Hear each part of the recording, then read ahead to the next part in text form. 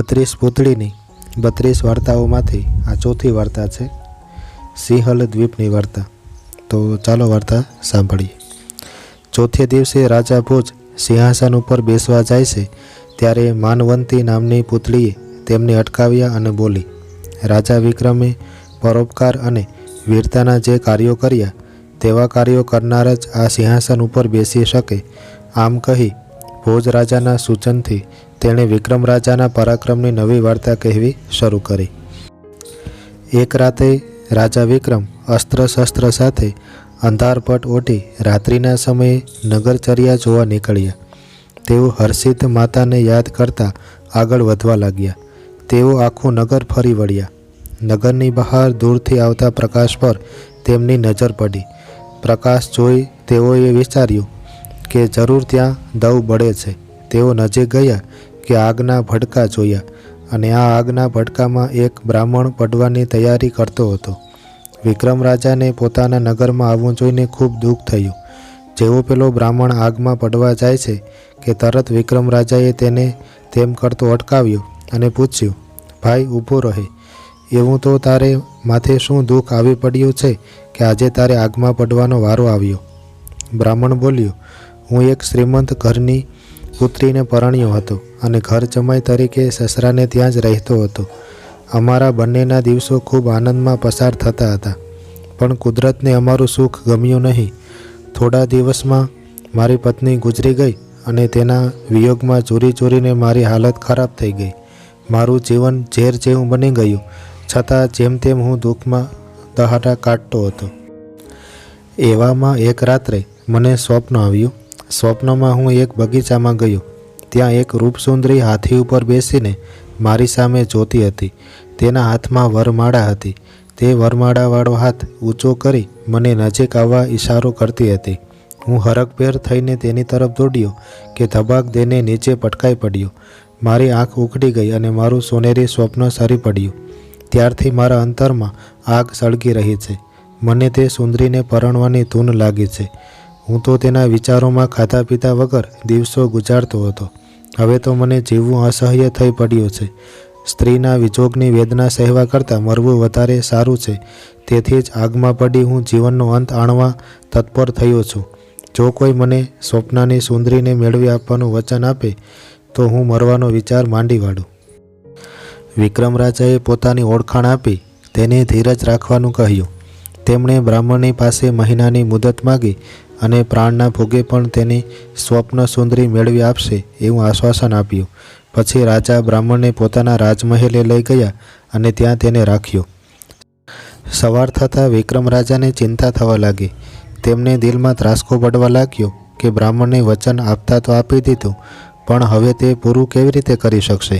મહિનાનો સમયગાળો તો જોત જોતામાં વીતી જશે, પરંતુ તેની સ્વપ્ન સુંદરીને તે કેવી રીતે શોધી શકશે? તેમણે હર્ષિત માતાની સહાય માગવાનું વિચાર્યું। તેઓ માતાને મંદિરે ગયા અને આખી રાત માતાજીની આરાધના કરી। માતાજી પ્રસન્ન થતાં રાજાએ બ્રાહ્મણના સ્વપ્ન સુંદરીની વાત કરી અને તે સુંદરી ક્યાં મળશે તેની માહિતી આપવા વિનંતી કરી। હર્ષિત માતાએ કહ્યું, હે રાજન, બ્રાહ્મણના સ્વપ્નમાં આવેલી સુંદરી તે સિંહલ દ્વીપની રાજકુમારી છે। તે દેશમાં જવાનો રસ્તો ઘણો વિકટ છે। આ રાજકુમારીને મેળવવા માટે 5 ચોકીઓ વટાવવી પડે છે। પહેલી ચોકી વિકરાળ રાક્ષસની છે, તે ગમે તેવા માણસને જીવતો ગળી જાય છે। બીજી ચોકી અગ્નિની છે, તેને વટાવવા જતાં બળીને ખાક થઈ જવાય છે।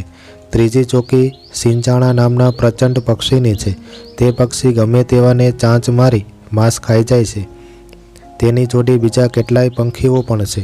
ચોથી ચોકી માનવ પક્ષી રાક્ષસણીની છે, તે વિકરાળ રાક્ષસણી ભલભલા માનવીઓને ગળી જાય છે। પાંચમી ચોકી છેક સિંહલ દ્વીપની સરહદ પર હાથીઓની આવશે, તે ગમે તેવા વીર પુરુષોને પણ પગથી દબાવી સૂંઢથી ચીરી નાખે છે।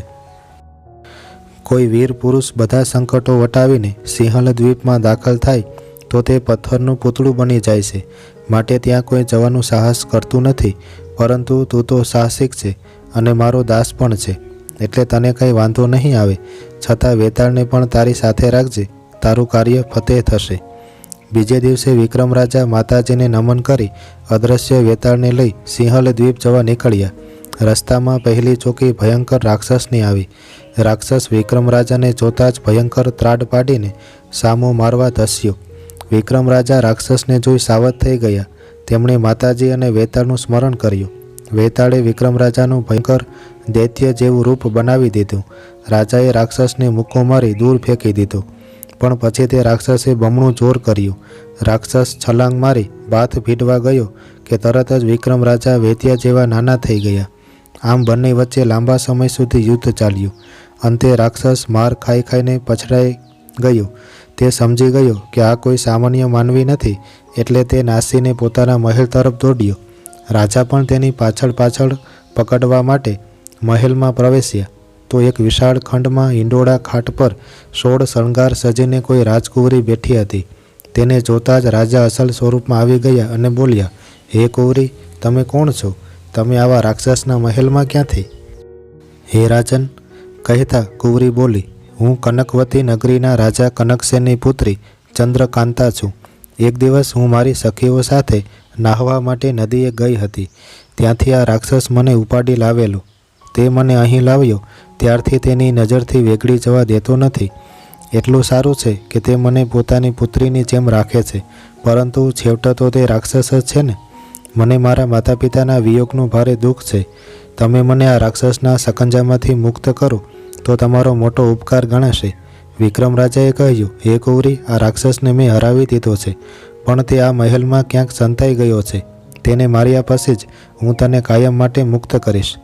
રાજકુંવરી વિક્રમ રાજાને લઈને એક ખંડમાં ગઈ અને તેની ભીતમાં રહેલી કળ દબાવી એટલે ભીત ખસી ગઈ અને તે એક ભોંયરું દેખાયું. કુંવરીએ વિક્રમ રાજાને સીધી વાટે ભોંયરામાં ઉતરી જવા કહીને કહ્યું, અંદરના ભાગમાં જોગણીના મંદિરમાં રાક્ષસ સ્તુતિ કરવા બેઠો હશે. જ્યારે તે મૂર્તિ આગળ સાષ્ટાંગ દંડવત પ્રણામ કરે કે તરત જ તમે રાક્ષસને તલવારથી ઘા કરજો. વિક્રમ રાજા કુંવરીને આશ્વાસન આપી ભોંયરામાં ઉતર્યા અને રાક્ષસ જેવો મૂર્તિ આગળ દંડવત પ્રણામ કરવા ગયો કે તરત જ રાજાએ તેનો તલવાર વડે વધ કરી દીધો. રાક્ષસનો વધ થતાં કુંવરી રાજી રાજી થઈ ગઈ.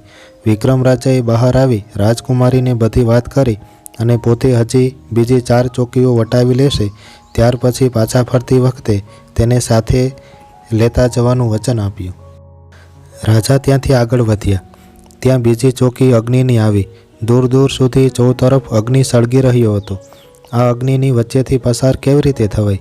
આથી વિક્રમ રાજા વિમાસણમાં પડ્યા.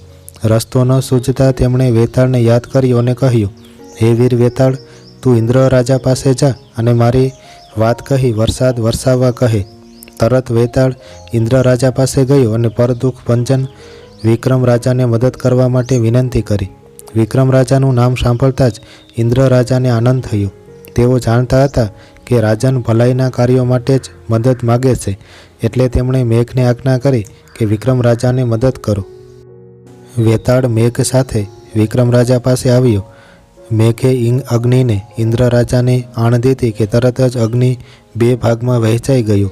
પછી જોરથી ધોધમાર વરસાદ વરસવા લાગ્યો. આથી વિક્રમ રાજા સહેલાઈથી અગ્નિની ચોકી પણ પાર કરી ગયા. આગળ જતાં ત્રીજી ચોકી સિંચાણા નામના પ્રચંડ પક્ષીની આવી. અહીં માણસને ચાંચ વડે ચીરી નાખે એવા સિંચાણા અને જાત જાતના ભયંકર પક્ષીઓ હતા. આ પક્ષીઓને જોઈને રાજાને વિચાર આવ્યો કે આ પક્ષીઓ લોહી માંસથી રાજી થાય એવા છે. એમણે તલવારથી પોતાના શરીર ઉપર ઘા કરીને તેમાંથી લોહીને વહેવા દીધું અને તેમાં મોટા મોટા પથ્થરો પલાળ્યા. પક્ષીઓ જેવા વિક્રમ રાજા તરફ ધસ્યા કે તરત જ રાજાએ સાવચેતીપૂર્વક તે લોહીવાળા પથ્થરો ઉછાળ્યા. પક્ષીઓ આ લોહીવાળા પથ્થરોને માંસના ટુકડા સમજીને ચાંચ મારીને ખાવા ગયા કે તરત જ તેમના ગળામાં ફસાઈ જતા તેઓ તરફડી મૃત્યુ પામ્યા અને રાજાનો જવાનો રસ્તો સાફ થઈ ગયો. હવે ચોથી ચોકી રાક્ષસણીની આવી. તે માર્ગમાં મોં ફાડીને ઊભી હતી. તાડ જેવા એના દાંત, ગાડાના પૈડા જેવી આંખો, સાપ જેવા વાળ અને હાથી જેવી બરછટ ચામડી અને તેનું શરીર તો કદાવર હતું. રાજા તો આવું બિહામણું રૂપ જોઈને આશ્ચર્યમાં પડી ગયા. તેમને થયું કે છેવટે રાક્ષસણી એક સ્ત્રી જ છે. તેને મીઠાશ અને નરમાશથી જ વશ કરવી પડશે. તેઓ સીધા જ રાક્ષસણીના પગે પડ્યા અને લાગણીભર્યા અવાજે બોલ્યા, મા, હું તમારો મહેમાન છું, મારું રક્ષણ કરો. રાજાના આવા મીઠા વચનોથી રાક્ષસણી ખુશ થઈ ગઈ અને બોલી, હે વીર, તારા વચનોથી હું ખુશ થઈ ગઈ છું. તને હું મારીશ નહીં, પણ તું અહીં ક્યાંથી આવ્યો અને બધી ચોકીઓ તે કેવી રીતે વટાવી? હે માં, કહીને વિક્રમ રાજાએ પેલા બ્રાહ્મણની અને પોતે કેવી રીતે 3 ચોકી વટાવી તેની વિગતે વાત કરી અને પોતાની ઓળખાણ આપી. રાક્ષસણી વિક્રમ રાજાની વીરતા ઉપર પ્રસન્ન થઈ. તેણે રાજાની આગતા સ્વાગતા કરી.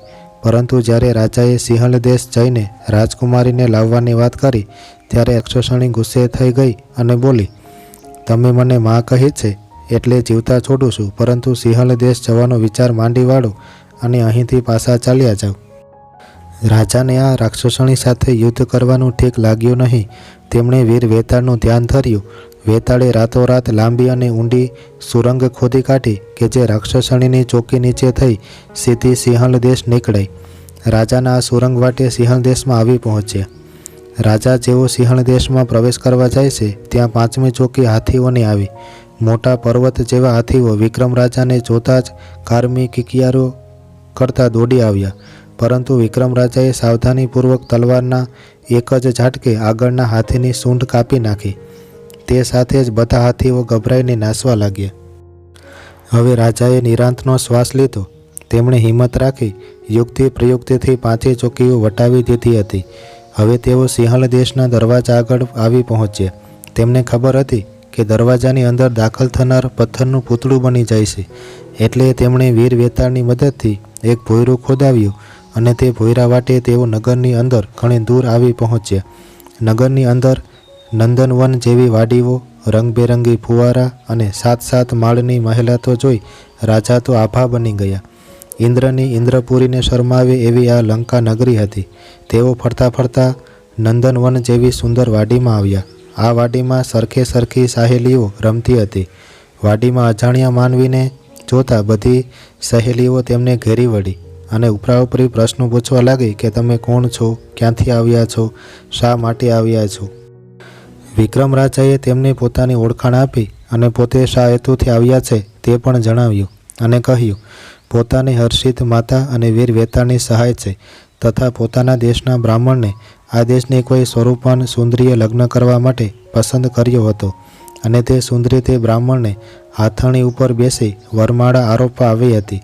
જેવી તે સુંદરી વરમાળા પહેરવાની તૈયારી કરતી હતી કે એકાએક અલોપ થઈ ગઈ. ત્યારથી બ્રાહ્મણ બિચારો તેના વિયોગમાં ઝૂરી રહ્યો છે. તે તો વિયોગમાં ને વિયોગમાં બળી મરવા તૈયાર થઈ ગયો હતો, પરંતુ મેં તેને તે સુંદરી મેળવી આપવાનું વચન આપી તેને તેમ કરતાં અટકાવ્યો છે. હું આ વચન પૂરું કરવા માટે જાનનું જોખમ ખેડીને અહીં સુધી આવ્યો છું. વિક્રમ રાજાની વાત સાંભળતા બધી સહેલીઓમાંથી એક સુંદરી બહાર આવી અને બોલી, હે રાજન, આવું સ્વપ્ન તો મને પણ આવ્યું હતું. સ્વપ્નમાં હું માળવા ગઈ હતી. હાથી ઉપર બેસી હું સરોવર આગળ ગઈ હતી. ત્યાં એક બ્રાહ્મણને ફરતો જોયો. મને તેના ઉપર મોહ જાગ્યો. તે બ્રાહ્મણની સામે હું એકીટસે જોવા લાગી. બ્રાહ્મણને પણ મારી પર મોહ જાગ્યો. તે પણ મારી સામે જોવા લાગ્યો. મેં તેને મારી પાસે બોલાવ્યો ને વરમાળા આરોપવાની ઈચ્છા વ્યક્ત કરી. તે મારી નજીક આવે તે પહેલાં જ મારી આંખ ઉઘડી ગઈ અને મારું સ્વપ્ન સરી ગયું.